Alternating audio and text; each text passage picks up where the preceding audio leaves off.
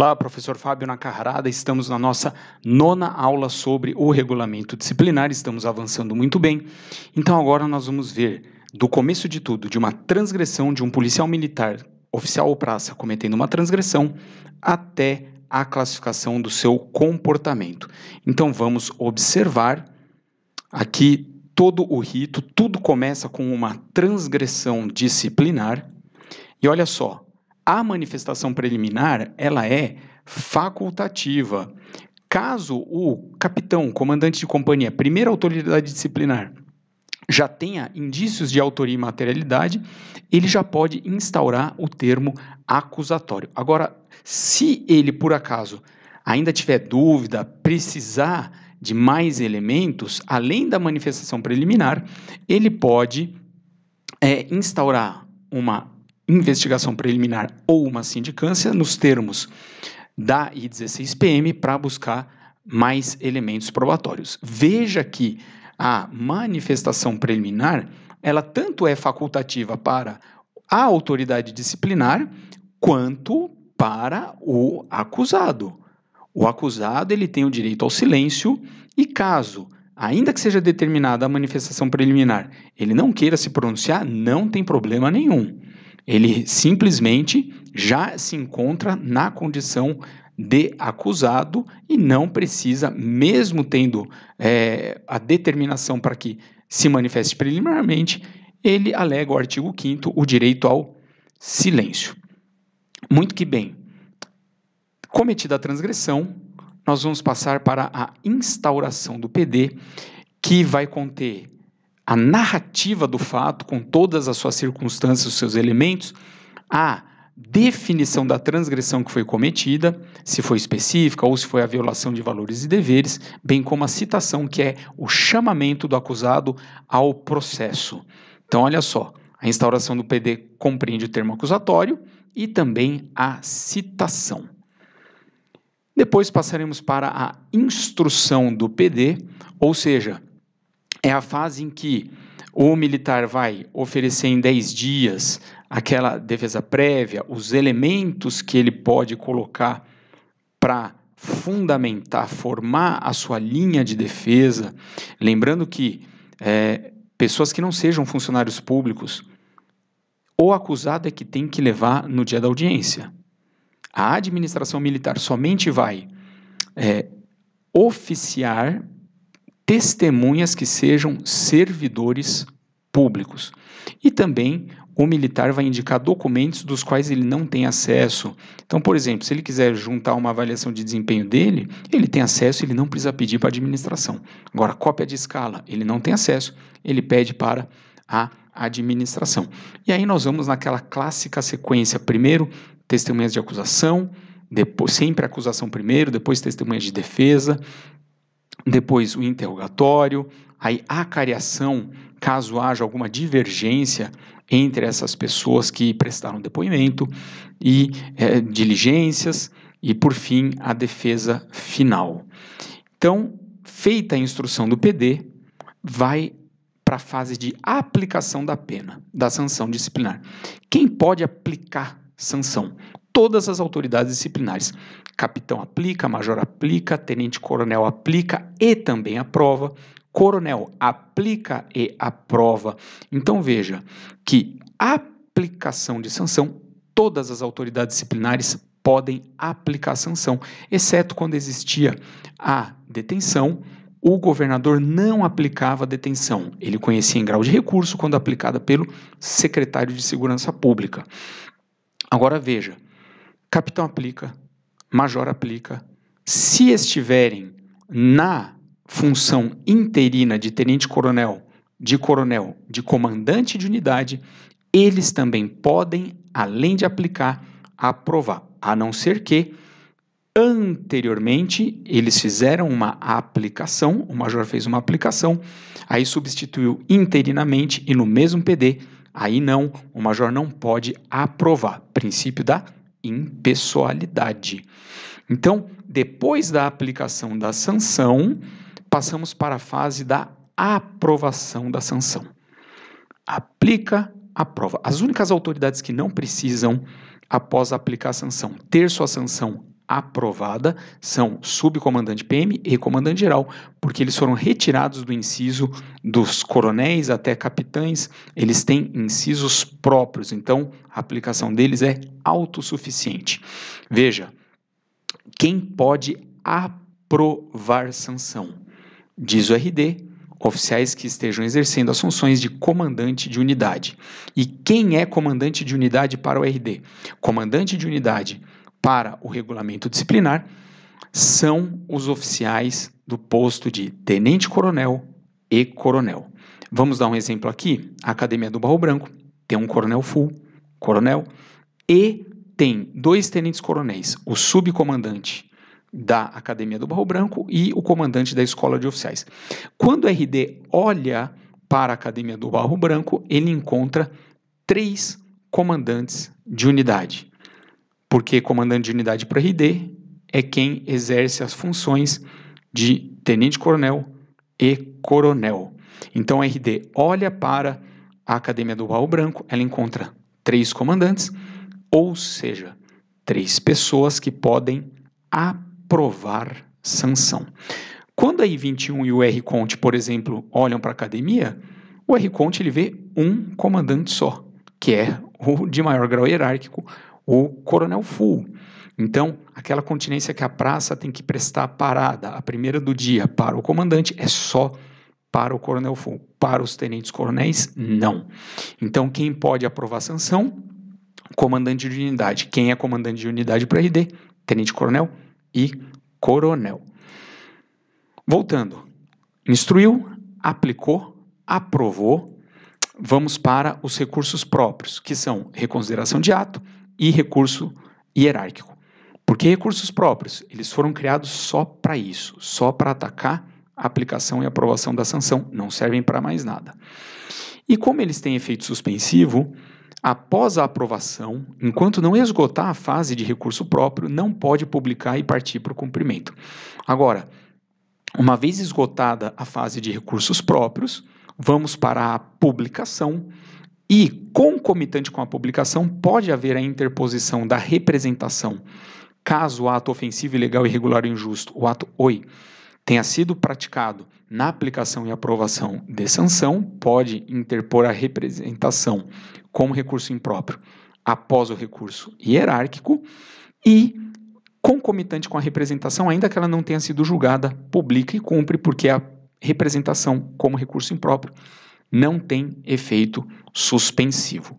E após a publicação, partimos para o cumprimento da sanção. Veja que nas nossas aulas não estamos falando sobre o cumprimento, por quê? Porque o cumprimento basicamente se referia à permanência disciplinar e à detenção, o local do cumprimento, o horário que iniciava, tudo como funcionava naquelas sanções corpóreas oriundas de questões disciplinares que foram revogadas em 2019.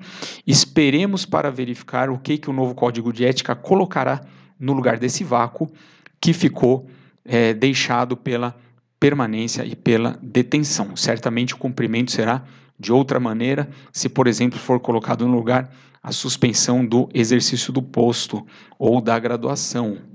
Por quê?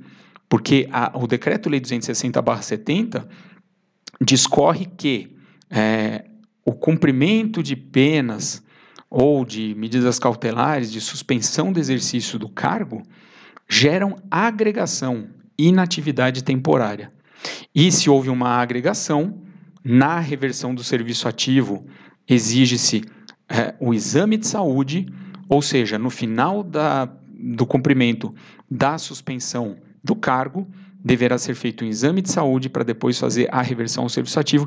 Então, essa parte do cumprimento do RD será totalmente diferente do novo Código de Ética. Por isso que não estamos falando muito, nada se aproveitará. Então, depois de visualizada toda essa trilha que se segue da transgressão até o cumprimento, temos então que falar do comportamento. Então, a primeira observação sobre o comportamento é que o comportamento aplica-se apenas para praças, iniciando no bom. Quando a praça ingressa na Polícia Militar, ela já inicia no comportamento bom. Então, olha só, ela vai galgar o ótimo e o excelente. Oficiais não têm comportamento. Então, veja, o que é o comportamento excelente? São 10 anos sem sanção. Então, uma praça, quando ingressa na Polícia Militar, após 10 anos sem sanção, vai chegar no comportamento excelente. E o comportamento ótimo? São 5 anos com até 2 repreensões. E como nós vimos, 2 repreensões para efeitos de comportamento equivalem a uma permanência, princípio comutativo, uma permanência equivale a 2 repreensões.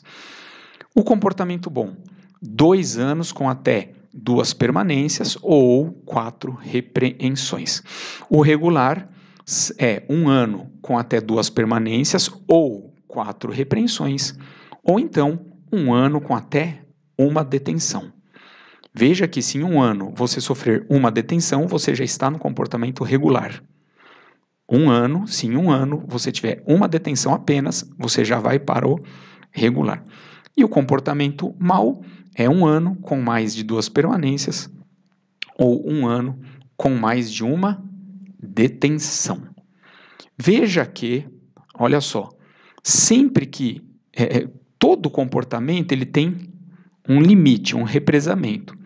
E sempre que esse represamento, esse limite for extrapolado, o militar vai descer para o comportamento seguinte, tudo bem? Ele vai ser rebaixado de comportamento. Por exemplo, aqui, 2 anos com até 2 permanências ou 4 repreensões, ele está no bom. Só que se em 2 anos ele tiver 2 permanências e mais 1 repreensão, ele já estoura o limite do comportamento bom. E uma questão que nós temos que colocar aqui. É possível o militar ele descer, ser rebaixado por mais de um comportamento? É possível sim, olha só. Uma detenção no comportamento ótimo ou bom extrapola os limites desses comportamentos ótimo e bom, devendo classificar no comportamento abaixo. Então, vamos dar uma olhada aqui. Qual que é o limite do comportamento ótimo? 5 anos com até 2 repreensões ou 1 permanência. Então, imaginem que em 5 anos o militar sofreu 1 permanência por uma falta grave. Quando a detenção existia, ela só era aplicável na reincidência de falta grave. Então, se em 5 anos o militar sofreu 1 permanência por falta grave, quando ele cometer outra transgressão grave, já será possível aplicar a detenção. Então, se ele sofrer em 5 anos 1 permanência por uma falta grave, o que enseja a aplicação já de detenção, porque ele será reincidente na próxima em falta grave. E ele sofrer, na época que existia, 1 detenção, veja que ele não vai do ótimo para o bom, porque o limite, o represamento do bom, são 2 permanências ou 4 repreensões.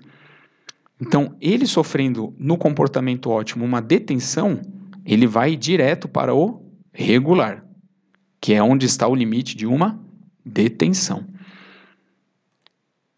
E aí, como que você afere a classificação? Verifica se a punição mais recente e inicia verificando se encaixa no excelente, que é o comportamento mais favorável. Não encaixou no excelente? Verifica se encaixa no ótimo. Não encaixando, desce até o próximo comportamento, até você parar no comportamento em que se encaixar dentro dos limites. Agora, olha só, uma observação importante que nós temos que fazer é que, por exemplo, uma detenção só era possível ser aplicada em reincidência de falta grave. E veja que em 2017, a portaria da Corregedoria 2/360 de 2017 dizia o seguinte: para efeito de aferição de reincidência disciplinar, será considerado o prazo máximo de 5 anos, contados entre a data da publicação da sanção disciplinar anteriormente imposta e a data da nova transgressão. Então, nesse exemplo que nós demos aqui de aplicação de detenção, veja que se a primeira falta grave havia sido publicada 6 anos antes da nova falta grave que ele cometeu, já não poderia ser considerado reincidente, porque essa portaria da Corregedoria de 2017 diz que, após passados 5 anos, existe uma reabilitação transgressional, assim como no crime, no Código Penal, a reabilitação criminal ocorre após 5 anos. Como o RD não regulou essa questão, como o RD não trouxe nenhuma normatividade sobre essa questão de reabilitação disciplinar, o subcomandante, à época, 2017, entendeu, tal qual no Código Penal, que a reincidência só poderia ser aferida em sanções praticadas por, no máximo, 5 anos. Se a sanção foi praticada mais do que 5 anos para trás, 6, 7, 8 anos, não contaria para reincidência. Veja, o que isso significa? Que a sanção não foi cancelada, porque não chegou em 10 anos sem punição e bons serviços prestados, mas apesar de não ter sido cancelada, ainda constar no assentamento individual, para efeito de reincidência, busca-se o máximo de 5 anos para trás. Então, vamos encerrar essa 9ª aula lembrando: aplica a prova, tirando o comandante-geral e subcomandante PM, quando aplica uma sanção, ela tem que ter uma aprovação. Quem aprova? Comandante de unidade. Quem que é comandante de unidade para RD? Tenente-coronel e coronel. E aí, após a aprovação, recursos próprios. Esgotou a fase de recursos próprios, pode publicar, ainda que tenha representação, porque ela não tem efeito suspensivo, quando o ato ofensivo, ilegal, irregular e injusto ocorra na aplicação e aprovação de sanção, quando ela funciona como recurso impróprio. É isso aí, até a 10ª aula de regulamento disciplinar.